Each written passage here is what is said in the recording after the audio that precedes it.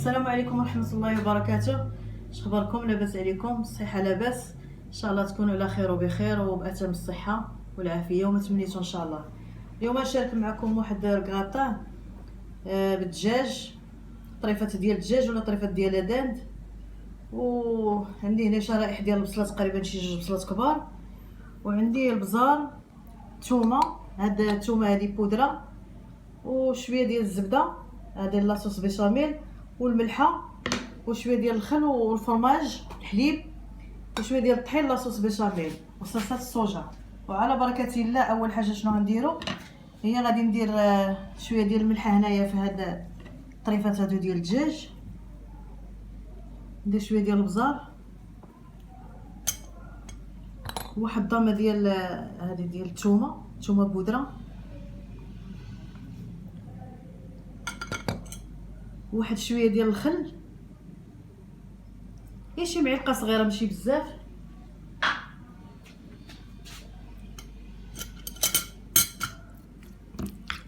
هذه المرحله الاولى.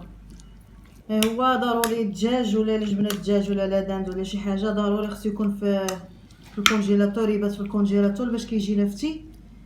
والمتتبعين ديالي كنت درت اخر فيديو الدجاج مشوي في المقله، ونسيت ما قلت للمشاهدين بانني درت ضروري الدجاج ما نجيو نطيبوه ملي كيتغسل مزيان وكيطق داكشي، ضروري خصو يكون في الكونجيلاتور. هادشي اللي ما عارفش، اما اللي عارف راه ضروري باش تيجي معنا فتي. ولا درنا ليه ديك التتبيله دغيا كيزيد يفتا وكيجينا مزيان.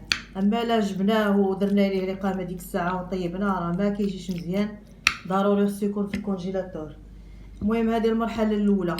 دابا غادي ندوز معكم، غادي نشحر هاد البصله هذه وغادي ندوز للمرحله الثانيه من بعد.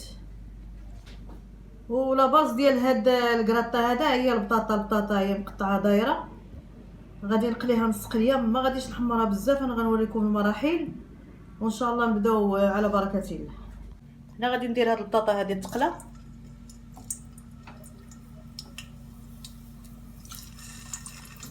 ما غاديش تقلى تتحمر.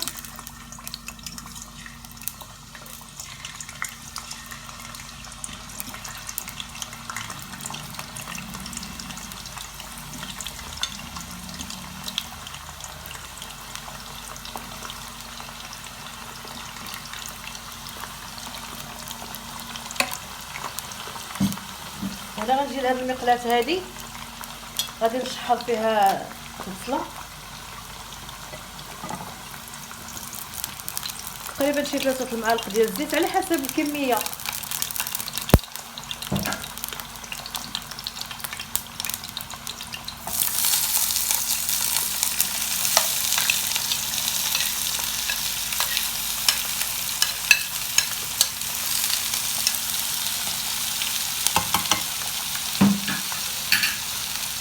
نزيد شويه ديال الملحه،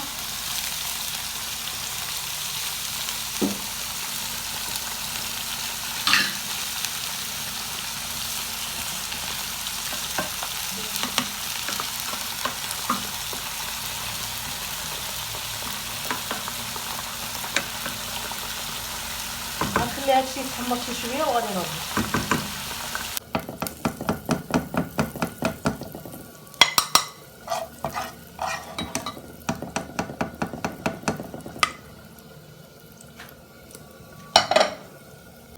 هنا دابا غادي ندير هاد الطريفات ديال الدجاج،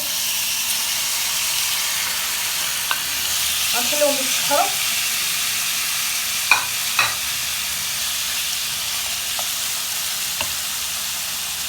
البطاطا هي وزات حتى هي معايا، ما نخليوهاش تتحمر بزاف، المهم شويه وصافي ماشي بزاف، حيت مازال غادي طيب في الفران، ما خصهاش تحمر بزاف حتى تولي حمراء.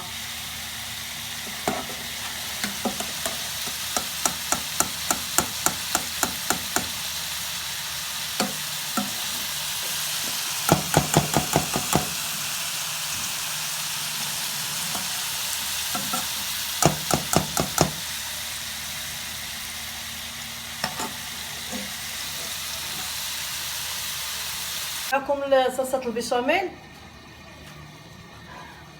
غندير 2 معالق كبار ديال الزبده،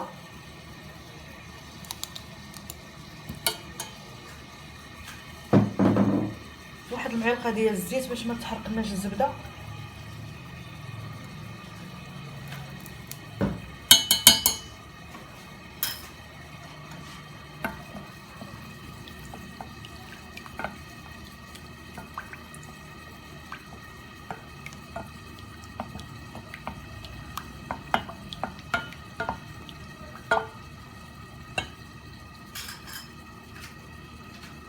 غنزيد واحد 2 معالق كبار ديال الطحين،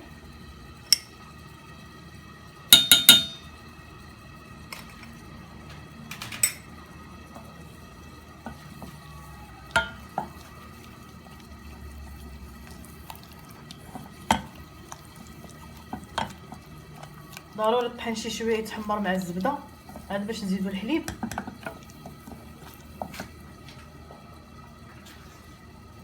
واحد شويه ديال الملحه على حسب الذوق.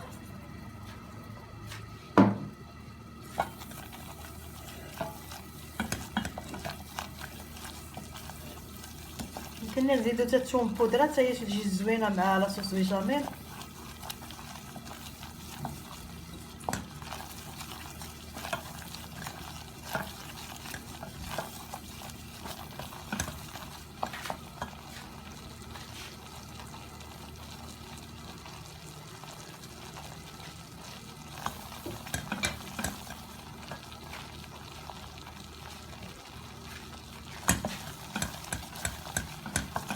ملي تحمرات شي شويه الزبده والطحين غادي نزيد دابا الحليب. تقريبا عندي هنايا شي نص لتر ديال الحليب، فوق شي شويه نص لتر ديال الحليب، ما غنديروش كامل.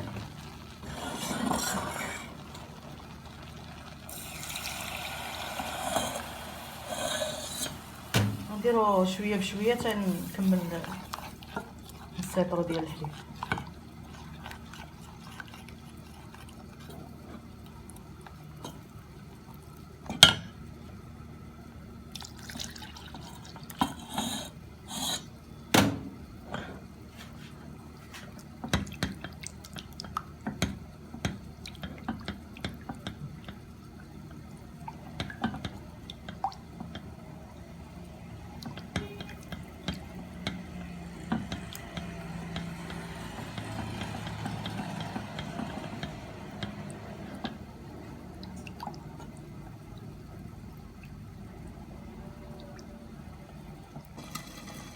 لاصوص بيشاميل ها هو وجد معايا.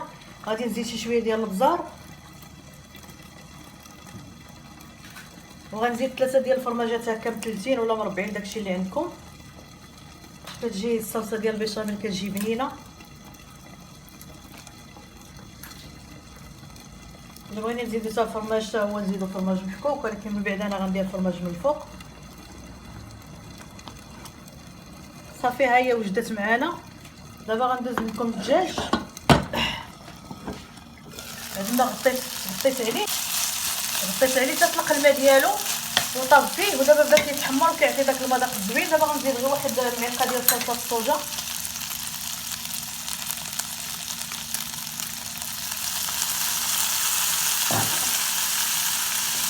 غنزيد واحد الفلفله هكا مقطعه طريقه رقاقين، الفلفله حاره اللي بغاها اللي ما بغاهاش ماشي مشكل.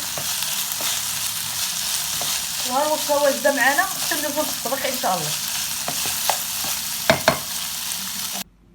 غادي ندهن هذا المول هذا بشويه ديال الزبده،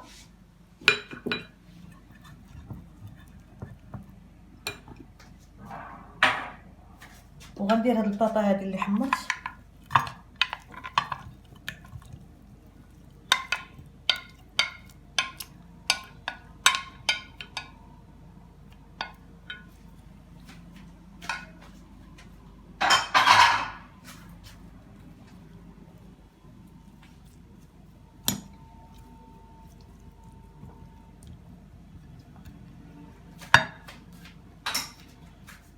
غندير واحد شويه ديال البزار هنايا هكا. غنزيد هاد الدجاج هذا،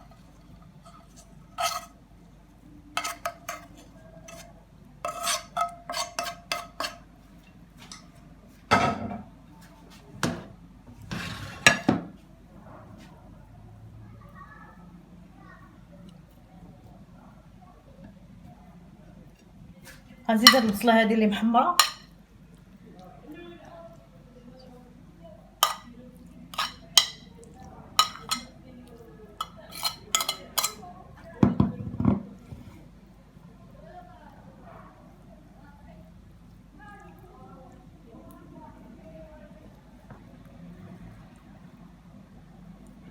غادي نزيد واحد شويه ديال الفرماج هكا محكوك.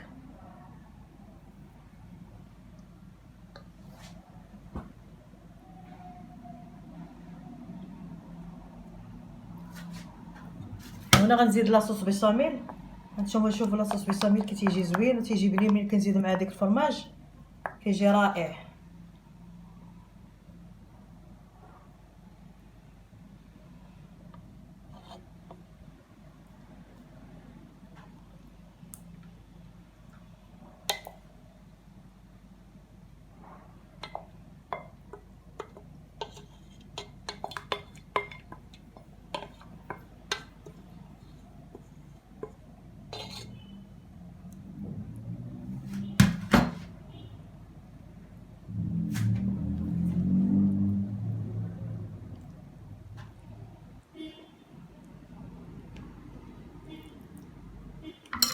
وغنزيد عليه الفرماج من الفوق وغندخلو للفران ونرجع معكم ان شاء الله.